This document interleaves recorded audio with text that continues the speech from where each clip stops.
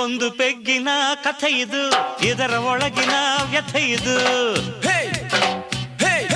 ದೇವದಾನವರ ಸೈನ್ಯವು ಕಡಲು ಕಡೆಯುವ ಸಮಯವು, ಜನಿಸಿತು ನೋಡಿ ಸುರಪಾನ, ಆಯಿತು ಲೋಕಕ್ಕೆ ಮಧುಪಾನ.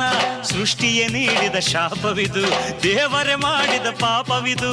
ಇದರ ಮುಂದೆ ದೇವರು ಗುಲಾಮ, ನಾನು ಇದನ್ನು ಆಳೋ ಸಾರ್ವಭೌಮ. ಈ ಮಾತು ಸುಳ್ಳಲ್ಲ, ಹುಡುಕನ ಬರವಣಿಗೆ. ಕುಡಿಯೋದೇ ನನ್ನ ವೀಕ್ನೆಸ್, ಆದರೆ ನ್ಯಾಯಕ್ಕೆ ದುಡಿಯೋದೇ ನನ್ನ ಬಿಸಿನೆಸ್.